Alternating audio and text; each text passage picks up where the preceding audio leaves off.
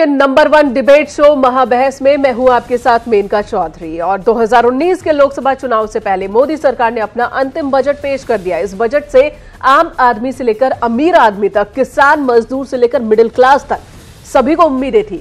वहीं सरकार ने सधे हुए बजट में सभी का ख्याल भी रखा है। हालांकि विपक्ष कह रहा है कि ये चुनावी बजट है। ये रिपोर्ट देखिए, फिर समझने की कोशिश करेंगे कि इस बजट में मोदी सरकार ने आखिरी बॉल पर सिक्सर मारने जैसा काम किया है।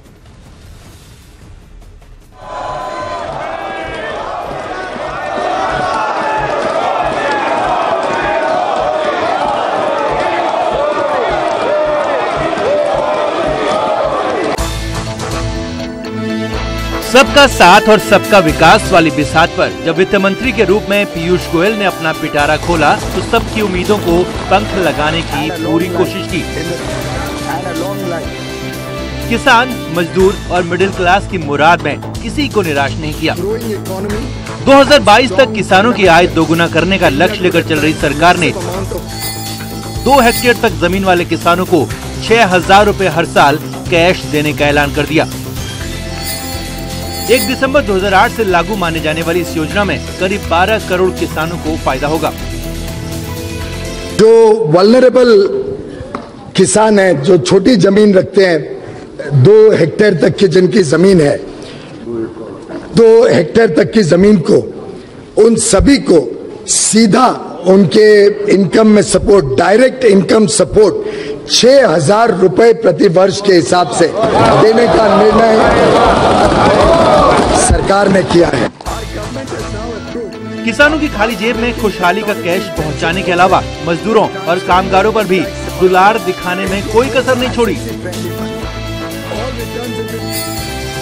वेतन, बोनस और पेंशन पर पिटारा खोला तो प्रधानमंत्री भी पूरे जोश में मेज थपथपाते नजर आए।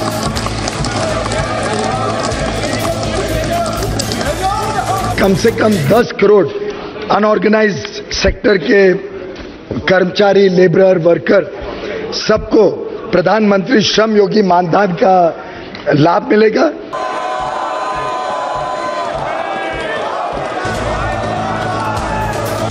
तालियों की ये गड़गड़ाहट उस वक्त तो पूरे देश में सुनाई दी जब पुरानी परिपाटी से परे पीयूष बाबू ने ऐलान किया कि 5 लाख तक आमदनी अब आयकर के दायरे में नहीं आएगी। Individual taxpayers having taxable annual income up to ₹5 lakhs will get full tax rebate. नए भारत के निर्माण के नारे के साथ सरकार के इस अंतिम बजट में गोयल की गुल्लक से बहुत कुछ निकला, लेकिन विपक्ष को चुनावी बजट के अलावा इसमें कुछ नजर नहीं आया।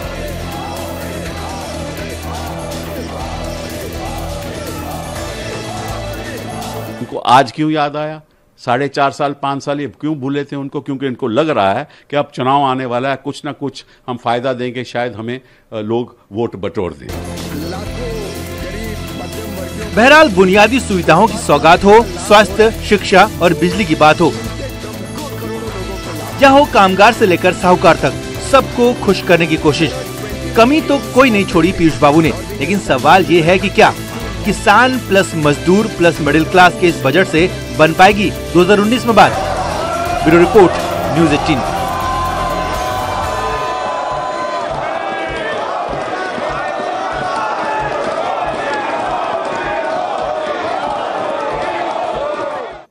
तो अंतरिम बजट में किसान हो या मिडिल क्लास, हर का ख्याल रखा गया है, हर किसी का। लेकिन विपक्ष का कहना है कि ये चुनावी बजट है।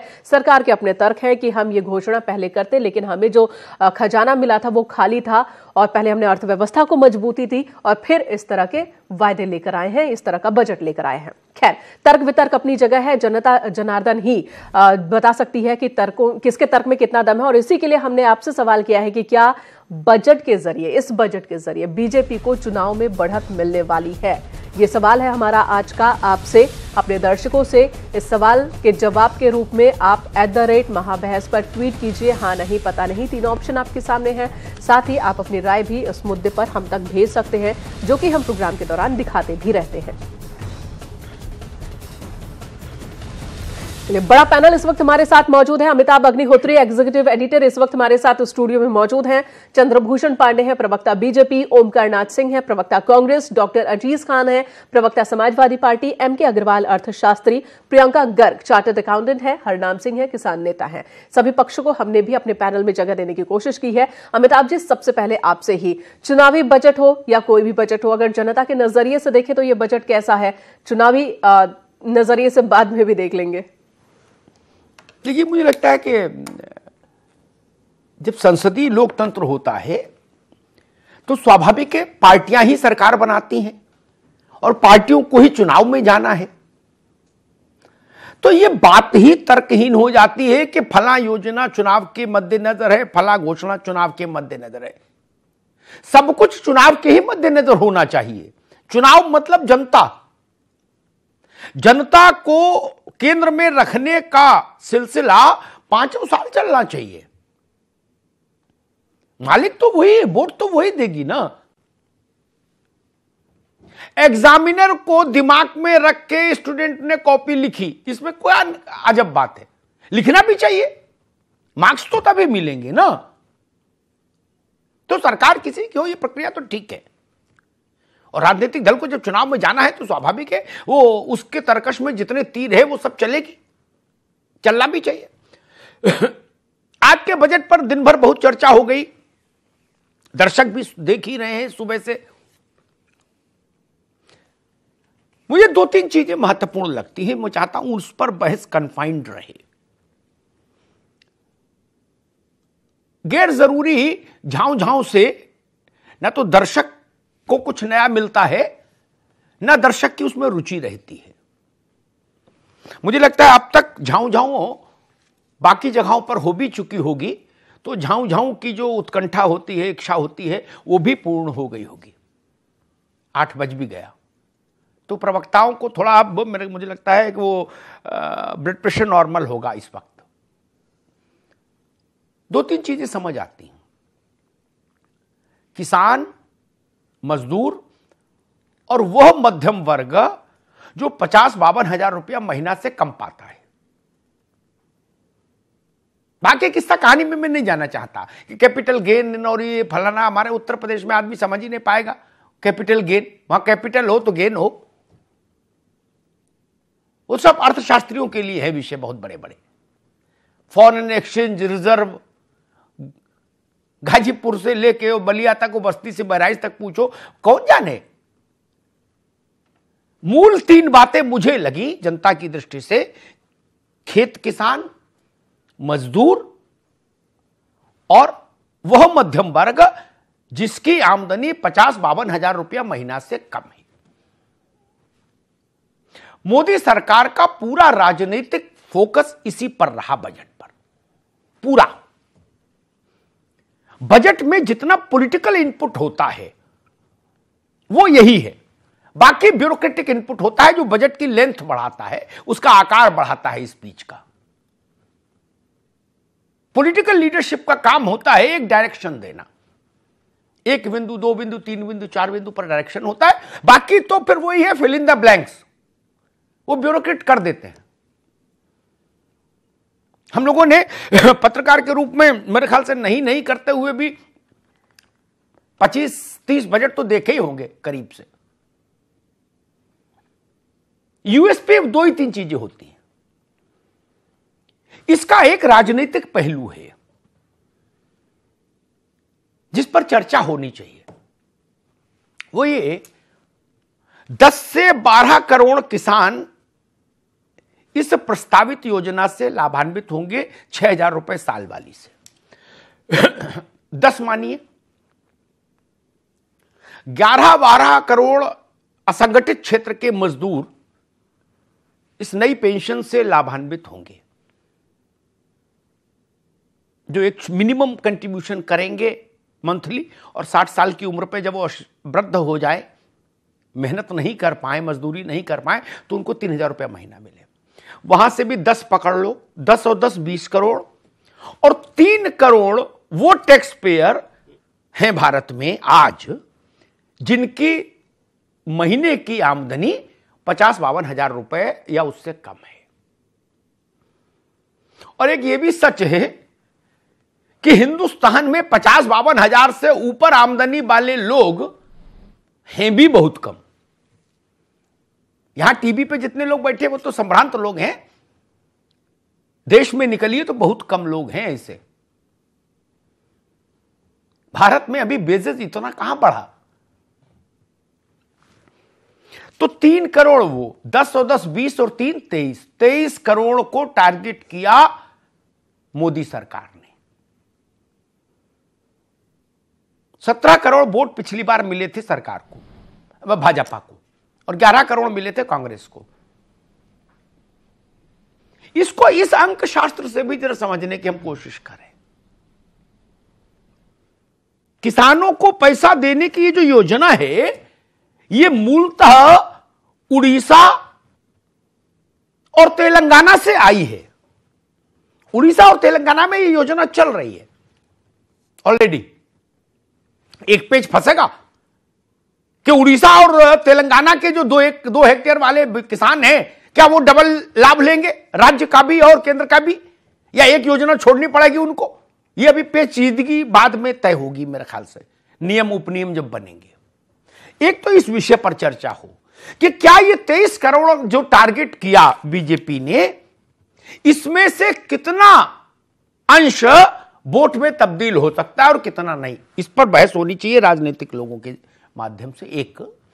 और दूसरा, मुझे लगता है एक सवाल जो एम.के. अग्रवाल साहब और प्रियंका से संबोधित रहेगा मेरा, वो ये सवाल होगा कि भारत में पहली बार जाति को छोड़कर आर्थिक आधार पर आरक्षण मंजूर हुआ,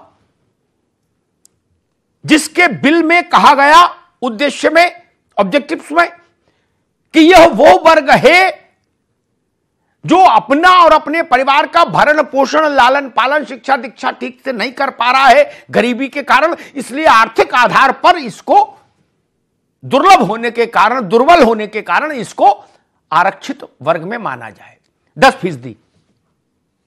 तो जिसको गरीबी के कारण आरक्षण देने की जरूरत पड़ी हमको, वो इनकम टैक्स दे, 5 लाख तक छूट, 1.5 लाख की बचत, 5.5, 6.5, तब भी 1.5 लाख पर टैक्स भरे, टैक्स भी भरे और गरीब भी हो। दोनों बातें साथ तो नहीं चलेंगी। या तो गरीब मानो तो टैक्स से छोड़ो, और अगर टैक्स देने के लिए ले रहे हो उससे, तो उसको गरीब मानना छोड़ो। यह भी एक बात आएगी जिसको मैं समझना चाहूंगा। चंद्रभूषण जी वित्त सचिव होते तो दूसरा सवाल पूछता, और वित्त सचिव को चुनाव नहीं लड़ना होता, यह भी अच्छा होता है अधिकारियों के लिए। चुनाव लड़ना है आपको। मोटे तौर पर 23 करोड़ की आबादी पर आपने दांव लगाया है। किसान, असंगठित क्षेत्र के मजदूर और 3 करोड़ के वो करदाता जो इनकी आमदनी 50,000 52,000 रुपये महीना से कम है। क्या उम्मीद लगती है आपको कि जो 17 पिछली बार मिले थे उसमें कुछ नाराज भी हो जाएंगे, कुछ चले भी जाएंगे? होता ही है, हर पार्टी के साथ होता है। तो क्या उम्मीद आपको लग रहा है कि ये जो नया टारगेट आप सेट करना चाह रहे हैं, इसमें वोट में कन्वर्जन कितना हो पाएगा? देखिए अमिताभ जी, जब हमने 2014 में सत्ता संभाली थी तो ये देश घोर निराशा में डूबा हुआ था। भारत को अपना जो भविष्य है वो अंधकार में दिखता था। कोई राजनीतिक सोच नहीं थी, पॉलिटिकल पैरालिज्म था, नीतिगत पैरालिसिस थी। आज ये बजट 5वां जो वर्ष है हमारा, वो इस चीज को सिद्ध करता है कि भारत को एक ऐसा राजनीतिक नेतृत्व तो मिला है जो सबका साथ, सबके विकास के राजनीतिक सोच को सुशासन से अभिमंत्रित करके आज हर आदमी की पीड़ा को न केवल अपनी जेहन में रखते हुए नीतियां बनाता है, बल्कि तस्वीर को बदलने का मादा भी रखता है। जब आप 23 करोड़ लोगों की बात करते हैं तो 23 करोड़ परिवार होता है, वो 23 करोड़ लोग केवल नहीं है। ये बात हम 1.25 घंटे सुन चुके पार्लियामेंट में। 1 घंटा 45 मिनट यही सब सुना पीयूष जी के भाषण विषय पर। मेरा निवेदन ये है, थोड़ी व्यवहारिक जो सवाल आपका है उसी को मैं आगे, जनता को भी आनंद आएगा। हाँ, एकात्म मानववाद, समावेशी विकास, कहां शब्द भारी भारी कल्पना कीजिए नहीं, अमिताभ जी आप इस चीज को देखिए कि आज अगर आप भारत की बात करते हैं तो बेघर लोगों की भी चिंता आपको करनी होगी। तो 1,53,00,000 घर बना के दे दिया। जब आप भारत की बात करते हैं तो अंधकार में डूबे घरों की भी आप चिंता करनी होगी, उसको प्रकाशित कर दिया। और थोड़े बहुत घर नहीं, 2.5 करोड़ से अधिक घरों को प्रकाशित कर दिया। ये अल्पकाल में हुआ। जब आप भारत की बात करते हो तो 17 लाख से अधिक ऐसे मोहल्ले हैं, बस्तियां हैं जहां पक्की सड़कों का निर्माण का रास्ता प्रशस्त हो गया। आप जब एक भारत विकसित होते भारत की बात करते हैं तो आप सोचिए 27 किलोमीटर रोज एनएच बन रहा है। दुनिया में सर्वाधिक एनएच बनने वाला देश खड़ा हो गया। तो मैं मानता हूं कि भारत का जो सर्व समावेशी विकास है, इसमें जहां इकोनॉमिक इंफ्रास्ट्रक्चर पर चिंता हुई है, इसके साथ ही साथ सामाजिक इंफ्रास्ट्रक्चर, जिसमें स्वास्थ्य की चिंता है, जिसमें खेतों में सिंचाई की चिंता है, जिसमें लोगों की जिंदगी में बुढ़ापा में कोई दिक्कत ना आए, ऐसे 3,000 रुपए महीने की न्यूनतम गारंटीड पेंशन की बात की गई। किसानों को अभी 6,000 रुपए जो दिया गया, मैं मानता हूं कि ये राशि अभी कम है, ये आगे और बढ़ेगी और तमाम राज्य 17 रुपया रोज है करेंगे। मुझे लगता है ये रास्ता खुला हुआ है, एक शुरुआत है। हाँ जी, ये शुरुआत है।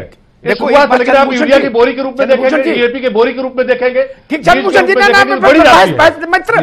बाकी ठीक है, मेरी बहस गांव देहात को सामने रख के करो भाई। देखो, मेरा सबसे निवेदन है, जिनको बड़ी बड़ी गंभीर बातें करनी हो वो मेरे जैसे नासमझ आदमी के साथ क्यों समय खराब करें। गांव देहात की बात करो जो जनता को समझ आए। चंद्रभूषण जी, आपसे एक बात कहूं, मित्र के नाते जी जी, एक दिन ऐसे में थोड़ा समय था तो मैं एक आंकड़ा जोड़ने लगा बैठकर। शौचालय, एलईडी बल्ब, एलपीजी, उज्ज्वला और आयुष्मान मिला के यही 25 करोड़ को क्रॉस कर रहा है आंकड़ा आपके मुताबिक। तो चुनाव लड़ने की जरूरत ही नहीं, 25 करोड़ को मोबिलाइज कर दिया, फिर तो पर्चा भरो और जीत का सर्टिफिकेट लो। लेकिन एक बात बता दूं, देखिए अमिताभ जी, एक विकसित भारत खड़ा करना है, कई बार हमको वोट नहीं भी मिलेंगे। एक मिनट चंद्रभूषण जी, हाथ कंगन को आरसी क्या, पढ़े लिखे को फारसी का, तत्काल उत्तर लीजिए मित्र। राजस्थान में आपने जितना आंकड़ा दिया था इन 4 योजनाओं का, शौचालय, एलईडी, एलपीजी, उज्ज्वला और आयुष्मान, उससे आधे से कम वोट पड़े आपको। इसलिए आंकड़े अच्छे हैं, लेकिन आंकड़े हर वक्त साथ दें ये जरूरी नहीं, ये ध्यान रखना बहुत जरूरी है। हरनाम सिंह जी, पहले आपके पास आए। किसान को लेके बड़ा शोरगुल है सियासत के बाजार में। एक बड़ा अनाउंसमेंट है, 6,000 रुपया साल, 2 हेक्टेयर या उससे कम का जो भूस्वामी है। हालांकि इसमें बटाईदार शामिल नहीं, एग्रीकल्चर लेबर जिसको हम लोग बोलते हैं, खेतीहर मजदूर, वो शामिल नहीं। भूस्वामी होना जरूरी है, जमीन का मालिक। आप एक किसान के नाते, किसान नेता के नाते इस योजना को कैसे देख रहे हैं?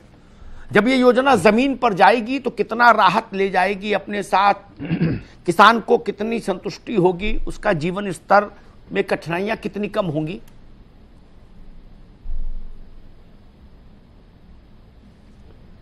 अमिताभ जी, देखिए, आप बहुत वरिष्ठ पत्रकार हैं और कई बार आपके साथ में बात करने का मौका मिलता है।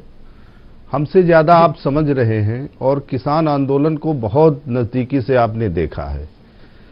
ये जो प्रथा राजनीतिक दलों ने डाल दिया है पिछले 70 सालों में कि किसान का कर्ज माफ करने के बाद उनके वोट लेने की जो प्रथा आ गई है, ये इस देश के किसान, इस देश के मजदूर, इस देश के गरीब के लिए बहुत खतरनाक है। आप जानते हैं मुझसे ज्यादा, स्वामीनाथन रिपोर्ट कांग्रेस के समय में आई थी। आज मोदी सरकार ने उस पर बहस नहीं किया। आप समझते हैं कि हम जो अनाज उत्पादन करते हैं, अगर उसका भाव नहीं मिलेगा तो 500 रुपया महीने से किसान का क्या काम चल जाएगा? मतलब सरकार ने दिया है, अच्छी बात है। हो सकता तमाम विशेषज्ञ, वैज्ञानिक, जानने वाले लोग होंगे कि हो सकता है इससे किसान का हित हो जाए। लेकिन अमिताभ जी, मुझको नहीं लगता है कि जब तक देश के किसान को स्वयं सशक्त नहीं बनाया जाएगा, उसकी मजबूती का रास्ता स्वयं उसके हाथ में नहीं दिया जाएगा, तो इससे किसान का हित नहीं। इससे किसान का हित हमको दिखाई नहीं देता है। और पिछले 30 साल से आपने बड़ी जमीनी बात कही, पिछले बड़ी हरनाम जी दोबारा आएंगे आपके पास जी। आपने बड़ी जमीनी बात कही। सुबह जब बजट पर मैं चर्चा कर रहा था इसी मंच पर, तो मैंने एक बात कही थी जो हरनाम सिंह जी की बात से मिलती है। एक अंग्रेजी की कहावत का हिंदी में अनुवाद है, मछली घर बुला के मत खिलाइए चंद्रभूषण जी, मछली पकड़ने की कला सिखाइए। लड्डू बांटने से अच्छा एक दिन लड्डू बनाना सिखा दीजिए। भारत के किसान के साथ सबसे बड़ा संकट यही है, किसी सरकार ने उसको मछली पकड़ना नहीं सिखाया। ज्यादा भूख लगी, बोले मेरे घर मछली खा के, और फिर जाओ अपने। दुनिया में कहीं भी इस तरह के प्रयोग किसी भी कम्युनिटी को आत्मनिर्भर नहीं बना पाए। ये आपकी बात नहीं, भारत में तो बीमारी पुरानी है और सारी पार्टियां इसी बैसाखी के जरिए सरकार में आती रही। सारे राज्यों में होड़ मची हुई है। खैर, एमके अग्रवाल साहब, एक सवाल मेरे मन को मथ रहा है, जो गरीब है इसके आधार पर भारत ने आजादी के 73 साल में पहली बार गरीबी के आधार पर आरक्षण मंजूर किया। इससे पहले केवल जाति पर आरक्षण था, ना मजहब पर ना आर्थिक आधार पर, केवल जाति, दलित और अन्य पिछड़ा वर्ग। एक नया आधार क्रिएट हुआ कि भाई ये गरीब हैं, इनको मदद चाहिए। क्या ये दो चीजें एक साथ चल सकती हैं एक इंडिविजुअल में, कि गरीब भी है और टैक्स पेयर भी है?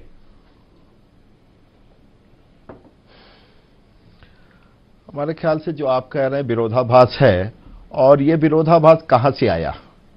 ये विरोधाभास आया क्रीमी लेयर से। क्रीमी लेयर की लिमिट 8 लाख रुपए रखी गई है, तो वही उठा करके यहां पर भी उसको रख दिया गया। और बहुत सीधी सी बात है, अमिताभ जी आप खुद ही अग्रवाल साहब एक चीज करेक्ट करूं, अग्रवाल साहब एक चीज बोल दूं, एक मिनट अग्रवाल साहब, एक मिनट रुको मालिक, ताकि तथ्य दुरुस्त रहेगा तो सबको अच्छा रहेगा, सुविधा रहेगी, दर्शक भी साफ बात समझेंगे। जिस क्रीमी लेयर की चर्चा हो रही है ओबीसी के संदर्भ में, जो सुप्रीम कोर्ट ने राइडर लगाया, पूरे देश को समझना चाहिए, अर्थशास्त्रियों को भी, राजनेताओं को भी, जनता को भी। ओबीसी को आरक्षण और दलितों को आरक्षण, उसमें आर्थिक आधार नहीं है।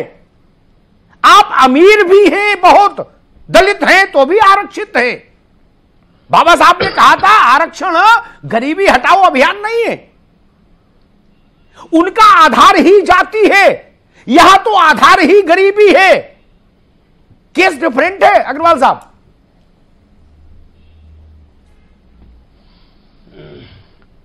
आप ठीक कह रहे हैं, केस डिफरेंट है, वहां जात को लिया लेकिन क्रीमी लेयर लगाया, उसके अलग बेनिफिट्स हैं। तो यहां पर उनको क्या करना था? एक बड़ा वर्ग लाना था, और एक बड़ा वर्ग कैसे आ सकता था?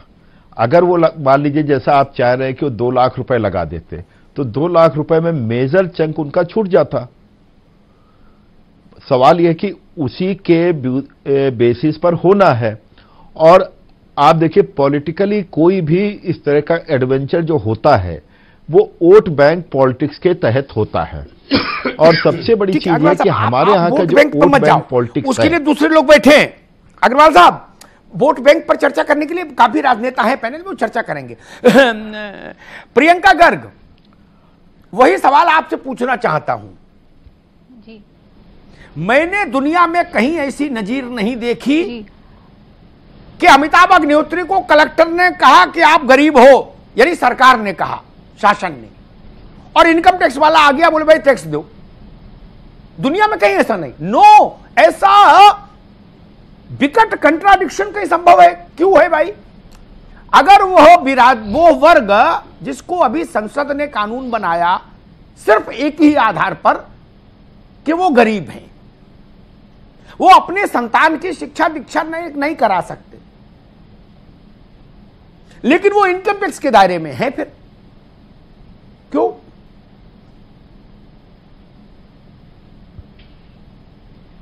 पहले तो आपकी बात बिल्कुल ठीक है कि अगर हम गरीब मान रहे हैं 8 लाख से नीचे वाले लोगों को, तो हम जो एग्जेम्पशन दे रहे हैं वो 5 लाख तक के लोगों को दे रहे हैं।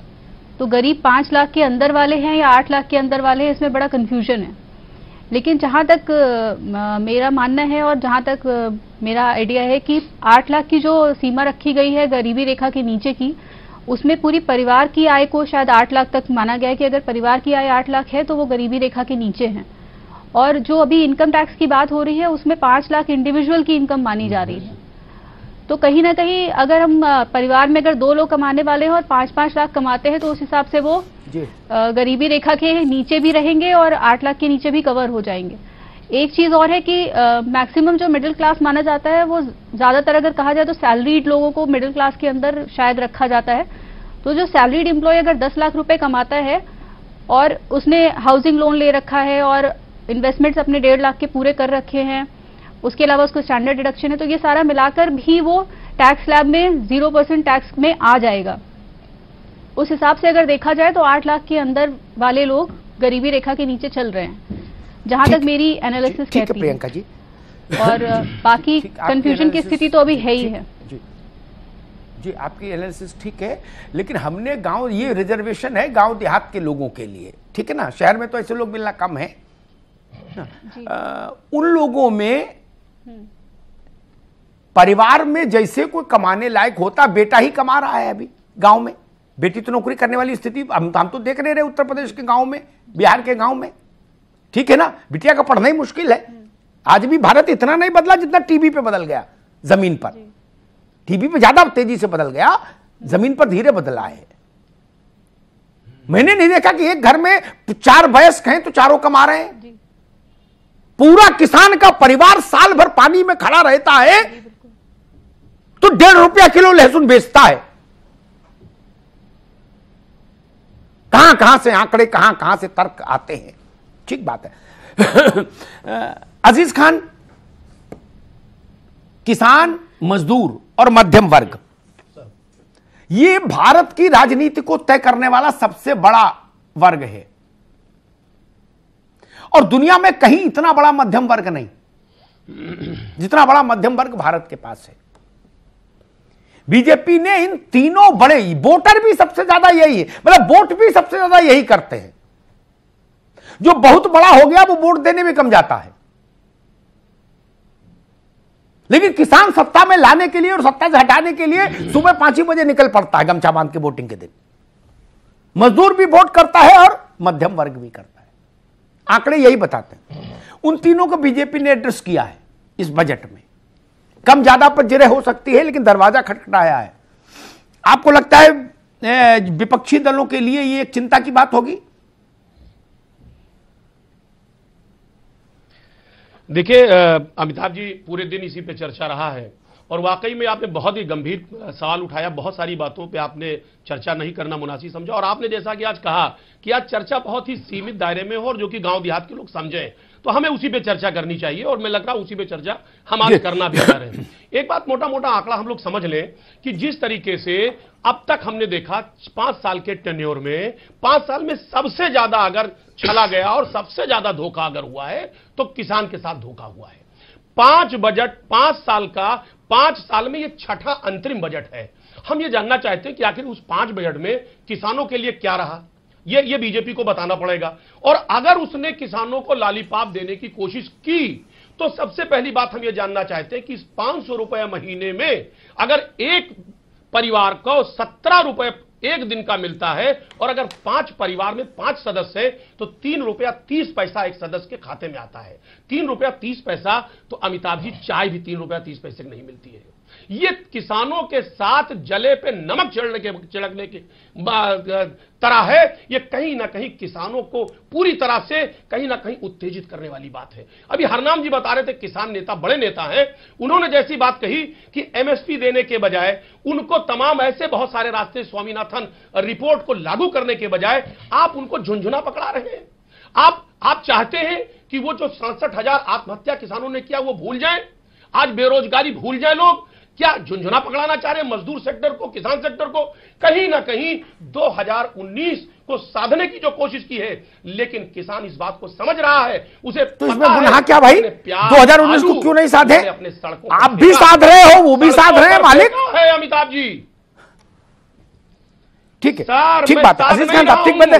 ये तो जब जाने का वक्त है, इनको पता है कि अब इसको इंप्लीमेंट भी नहीं कर पाएंगे। सर, ये पहली बार नहीं है, तेलंगाना और उड़ीसा में जैसा कि आपने बताया कि वहां पर ये लागू हुआ है। सर, मैं थोड़ा सा एक लागू है, ठीक है अजीज भाई, रोकेंगे, ओंकार नाथ सिंह के पास चलेंगे, ठीक है अजीज खान साहब, एक मिनट, ठीक है जी, रुकिए अजीज खान साहब, रुकिए, मैं ओंकार नाथ सिंह जी के पास चलूंगा। ओंकार नाथ सिंह जी, सबसे ज्यादा बार बजट आपकी पार्टी लाई, तो बजट का तजुर्बा भी आपकी पार्टी को सबसे ज्यादा होगा।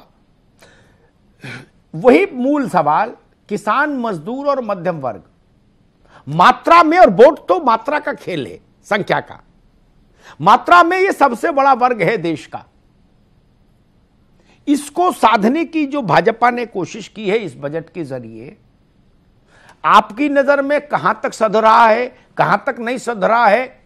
क्या इससे लोकसभा चुनाव का कोई समीकरण प्रभावित होता दिख रहा है?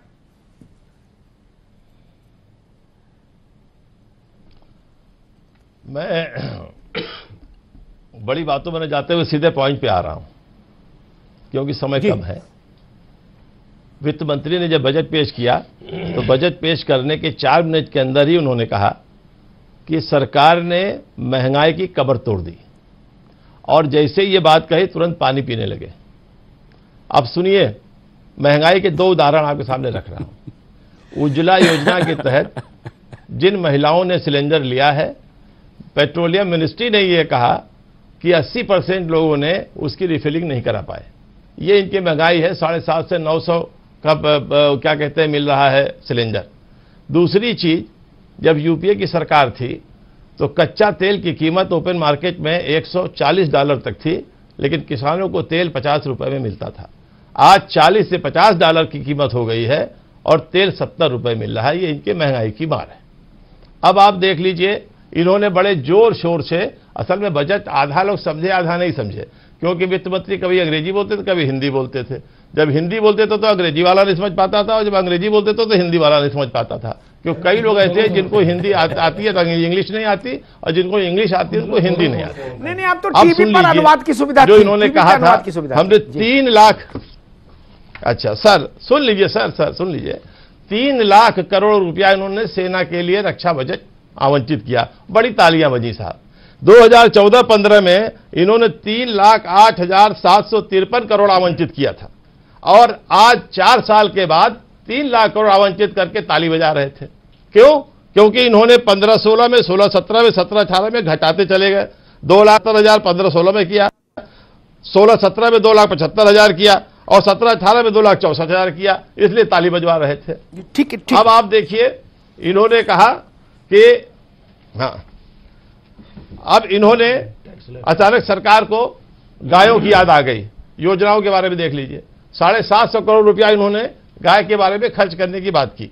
गौशाला बनवाएंगे और सुविधाएं जो देंगे वो देंगे, लेकिन सरकार ने आवारा पशुओं में, जिसमें बछड़े भी हैं, सांड भी है, नीलगाय भी है, उसके निराकरण की कोई व्यवस्था नहीं की। इन्होंने फिशरीज डिपार्टमेंट खोलने का एक नया डिपार्टमेंट खोलने की बात की। पशुओं के प्रकार तो बहुत हैं, ऑलरेडी है, सबके लिए आयोग बनाना तो बड़ा मुश्किल काम हो जाएगा। मेरे ख्याल से कई हजार किस्म के पशु हैं। आयोग बनाना नहीं है, तो आयोग बनने से समाधान तो होगा नहीं। ओंकार जी, ब्रेक पर जाना है, सुन लीजिए, ब्रेक से वापस आएंगे मजदूरों की बात। तो फिर आधा सेकंड लूंगा, आधा सेकंड लूंगा मैं, आधा सेकंड। मैं कह रहा हूं कि किसान मजदूरों की बात जो उन्होंने कंट्रीब्यूटरी फंड की बात जो की है, जिसमें 100 रुपया जमा करेंगे ये, और 100 रुपया सरकार जमा करेगी, और 30,000 रुपया देंगे। जब जवानी में मजदूर क्या करेगा, उसकी मिनिमम इनकम गारंटी क्यों नहीं सरकार ने दी? और फिर अगर ये मिनिमम इनकम गारंटी देते तो शायद कुछ होता।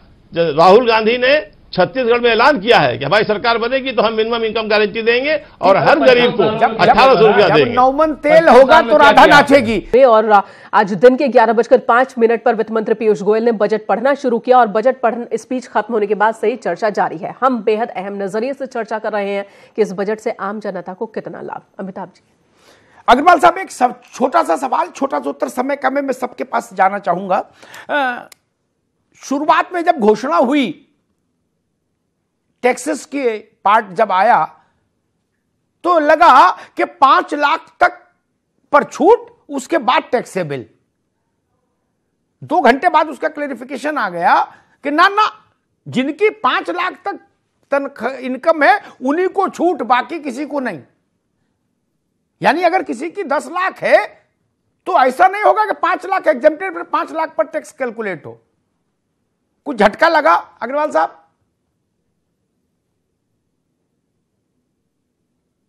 है कि अगर आप सोचें और पीयूष गोयल जी से ये सोचें कि वो एक साथ इतना बड़ा वो दे देंगे, तो मेरे ख्याल से ये बड़ा मुश्किल काम था। और दूसरा क्या है कि 5 लाख तक छूट, और इसका अगर इकोनॉमिक लॉजिक लेकर के जाते हैं तो सोचिए, जो अभी आपने चर्चा जहां से शुरू किया कि 50,000 रुपए माहवारी आमदनी वाला, और दूसरी तरफ 50 लाख वाला आमदनी वाला है, तो 50 लाख वाले को यह बेनिफिट क्यों दिया जाए? हुआ अभी तक क्या कि जो भी छोटों को छूट मिली, पहले बड़ों को छूट मिली है। तो ये इकोनॉमिक इनइक्वलिटी जो भी टैक्सेशन होता है, टैक्सेशन जो है इकोनॉमिक इक्वलिटी लाने के लिए भी होता है। अरे मालिक, समझ गया, ठीक समझ गया। प्रियंका गर्ग, 8 लाख वाला, 9 लाख वाला, 10 लाख, 50 लाख वाले को तो मैं जानता भी नहीं, उतने बड़े लोगों को, लेकिन 8 लाख वाले, 9 लाख वाले, 10 लाख वाले, जो इंटर कॉलेज में मास्टर है, उसकी भी तनख्वाह साल में 10 लाख बन जाती है। जी। वो कह रहा कि कारण कवन नाथ मोहि मारा, मैं बैरी सुग्रीव प्यारा। प्रियंका, 5 लाख तक टोटल एग्जिम्पशन अगर सब पर काउंट हो जाता तो शायद फील गुड ज्यादा बड़ा होता। नहीं, अभी भी है फील गुड, लेकिन तब और बड़ा हो जाता। बिल्कुल होता। क्या लगता, क्यों नहीं किया? बजट आने से पहले उम्मीद तो हम लोग यही कर रहे थे। ये बहुत बड़ा एक स्टेप हो जाता मेरे ख्याल से, इससे इकोनॉमी में बहुत बड़ा फर्क पड़ जाता शायद। हाँ बिल्कुल मिलती, बहुत बड़ी राहत मिलती। आपने जैसे स्टार्टिंग में जब प्रोग्राम स्टार्ट हुआ था, आपने एक बात कही थी कि बजट जो चुनावी बजट है और होना भी चाहिए, क्योंकि एग्जामिनर के हिसाब से कॉपी लिखी जानी चाहिए। जो छात्र कॉपियां लिखते हैं वो एग्जामिनर के हिसाब से लिखते हैं, लेकिन एग्जामिनर के हिसाब से लिखने का मतलब ये नहीं है कि हेडिंग डालकर छोड़ दें। सिर्फ हेडिंग डाल के छोड़ने से काम नहीं चलेगा, उसके अंदर भी कुछ होना चाहिए। समय ठीक है, समय उतना ही है, ये बजट कुछ ऐसा ही है, उतना ही है। जी ठीक, जी ठीक। समय, राजनीति में घोषणाओं का भी बड़ा महत्व होता है। कई बार घोषणाएं भी पे कर जाती हैं, मतलब है डिविडेंड से। जेहविद होय नाथ हित मोरा, करहु सुबेग दास मही तोरा, उतना लक्ष्य राजनीति का। हरनाम जी, किसानों में गुस्सा था, आज 12 बजे के बाद से गुस्सा कुछ कम होगा, उतना ही रहेगा और ज्यादा हो जाएगा? आपको क्या लग रहा? छोटा सा कमेंट। देखो, जो आपका सवाल है उसका भी जवाब देंगे। देखिए अमिताभ जी, आप जानते हो कि आपने चौधरी महेंद्र सिंह टिकैत के आंदोलनों को बहुत कवर किया, बहुत नजदीकी से आपने उसको देखा है। देखा जी। मैं आपको बताना चाह रहा हूं कि टिकैत साहब कहते थे कि 1967 को आधार साल मान के महंगाई के अनुपात में फसलों के दाम दे दिए जाएं। एक उन्होंने एग्जाम्पल, उदाहरण आंकड़ों के साथ रखा कि 1967 में। नाम भाई, समय कम है, मेरे पास समय कुछ मिनट बचे हैं, इसलिए मेरा निवेदन है सिर्फ इतने पर अभी टिप्पणी कर लें हम लोग। किसान का गुस्सा कम हुआ, ज्यादा हुआ, न कम हुआ न ज्यादा हुआ, वही है। 3 विकल्प है आपके सामने, एक चुन के बता दीजिए। देखो, आपका असेसमेंट क्या कहता है? अग्नोत्री साहब, अगर आप हमसे कहेंगे, हमसे अगर भारतीय जनता पार्टी को कार्य के मार्क्स देने की बात कहोगे तो हम बहुत कम मार्क्स देंगे, और ये बात हम किसानों पे छोड़ देंगे कि उनका फैसला है। अगर भारतीय जनता पार्टी ने उनकी आय दूनी कर दी, उनकी फसलों के रेट दिला दिए हैं, तो वो उनके हाथ में फैसला जो करें अच्छा करें। लेकिन हमको नहीं लगता है कि आज का जो बजट जो निर्णय आया है इससे किसानों का कुछ हित होगा। जी ठीक बात है। अजीज खान, हमको लगता नहीं है कि किसानों का इसमें कुछ हित होने वाला। ठीक है हरनाम भाई, ठीक है, आगे बात। अजीज खान साहब, आपने उत्तर प्रदेश में गठबंधन किया, सपा बसपा एक साथ, झंडा भी सुने एक बन रहा है, अच्छी बात है। इस बजट के बाद देश दुनिया छोड़िए, उत्तर प्रदेश की लड़ाई गठबंधन के लिए कुछ कठिन हुई, सरल हुई? ये नहीं पहले जैसी थी, जैसे बजट से पहले लड़ाई थी वैसी है। 3 विकल्प है, जल्दी से एक चुनिए। देखिए अमिताभ जी बहुत सीधी बात, कम वक्त है, इससे हमारी लड़ाई और आसान हो गई। उसकी वजह है कि आज बीजेपी की सोच, हालांकि वो तो वैसे भी जा रही है, लेकिन उसकी सोच का पता चल गया कि किसानों के प्रति किस तरीके से नफरत है। 5 साल में ठगा, अभी आने वाले वक्त में भी सोच उसकी बदली नहीं है। कहीं ना कहीं वो सोच वही रख रही है जो इससे पुरानी सोच थी उसकी। और tax slab, sir Amitabh ji, इस बजट स्लैब पर भी देश को धोखा दिया गया और तालियां बजवा ली गई, तालियां बजवा ली गई। ठीक है भाई, सब यही बोल दोगे तो चुनाव सभा में क्या बोलोगे, रैली में क्या बोलोगे, जब सब यही बोल दोगे महाराज। ओंकारनाथ जी, विपक्ष की लड़ाई इस बजट से पहले जहां थी वहीं या ये कठिन हो गई, ये सरल हो गई? कोई कठिन नहीं हुई है। जहां विपक्ष की लड़ाई थी, जो हमले हो रहे थे वही होंगे, और सरकार कोई जवाब दे पाने में नाकाम रही है। सरकार ने कुछ भी नहीं किया है सिवाय इसके कि 6,000 रुपया जो किसानों को दिया है, इसके अलावा कोई नई चीज नहीं की है। डायरेक्ट टैक्स का आपने ही बता दिया, 5 लाख का जो है वो एक ड्रामा था। सेक्शन जो 87A है उसमें पहले से ही 3 लाख की छूट थी, तो अगर आप विभिन्न मदों में जमा करें तो आपको छूट मिल जाएगी। तो ये सब ड्रामा है और कुछ नहीं है। सरकार ने कोई काम नहीं किया है और ये खाली बात कर रहे हैं। अंतरिम बजट में नहीं, एक सेंटेंस कहना चाहूंगा साहब, आज आपने मेरे संग जाति की है जी, बोलिए। आज आपने मेरे संग जाति की है, जाति ये की है, सबसे बाद में चंद्रभूषण दिया है, सबसे बाद में चंद्रभूषण दिया है, आपने उनसे पूछा और उसके बाद आपने लाइन से सुनिए प्रियंका जी तक तो आप सही है, डॉक्टर खान सबसे बाद में आए, पहले आए थे, उनको आपने बीच में ले लिया, हमको आगे छोड़ दिया। तो आप नियम से नहीं चले। अगली बार इसकी भरपाई कर दे। ठीक है मित्र, ठीक है। चंद्रभूषण जी, वही 3 सवाल। बजट से पहले आपकी लड़ाई जहां थी विपक्ष वर्सेस भाजपा, वही है, लड़ाई सरल हो गई, कमजोर हो गई? 3 विकल्प, आपका समय शुरू होता है अब। देखिए अमिताभ जी, ये सच्चाई है कि जैसे चुनाव के दिन नजदीक आते जा रहे हैं, विपक्ष जो है पस्त होता जा रहा है, और ये सदन में इनके बैठे हुए नेताओं के चेहरे से देखा जा सकता है। पस्त हो रहा है। आज राहुल गांधी ने ईवीएम पे प्रेस कॉन्फ्रेंस किया, बजट पे कुछ नहीं बोला। तो हाँ, नहीं, उनके चेहरे को देखिए, उनकी बॉडी लैंग्वेज, आज जैसे सुबह के पत्रकार उसको जान सकते हैं, भी बोले, चेहरे को पहचान सकते हैं। आज सच्चाई ये जज्बा था जिस पर आज 6,000 और 5 लाख आज सच्चाई ये है कि आज मैं कर सकता हूँ कि एक मजबूत भारत खड़ा होता हुआ दिख रहा है, और मजबूत नींव पड़ चुकी है, एक भव्य इमारत खड़ी होने का विश्वास लोगों में बना है, और ये बात स्थापित हुई है कि नरेंद्र मोदी आम लोग जिंदगी को समझते हैं। बताइए, फायदा होगा कि नहीं? बात कह के चुनाव में फायदा होगा कि नहीं? निश्चित रूप से फायदा होगा। हमारा वोट, जनता क्या कह रही है सुन लीजिए। निश्चित रूप से फायदा होगा, हमारा वोट 17 करोड़ से बढ़ के 25 करोड़ पहुंचेगा। मैं क्या कह रहा हूँ, छोटी बात है। अवाम क्या कह रहा है, जरा 17 करोड़ से हम 25 करोड़ जी, आप सुन लीजिए हमारा। जी, हमने दर्शकों से आज पूछा था कि क्या ये बजट बीजेपी को चुनाव में फायदा दिलाएगा, क्या इस बजट से बीजेपी को मिलेगी चुनाव में बढ़त? इस सवाल के जवाब में जो रिएक्शन है वो आपकी स्क्रीन पर है। 37% लोगों का कहना है कि हाँ बढ़त मिलेगी, 62% ऐसा नहीं मानते, और 1% कोई राय नहीं बना पाए। अमिताभ जी, आपका एडिटोरियल कमेंट। चंद्रभूषण जी से कहूंगा, इस जनादेश को देखिए। ये जनादेश अभी जो नंबर जिस क्रम में है ना, ये क्रम तभी बदलेगा। हमारे उत्तर प्रदेश में कहावत है, अंधा तब पतियाए जब कौरी भर पाए।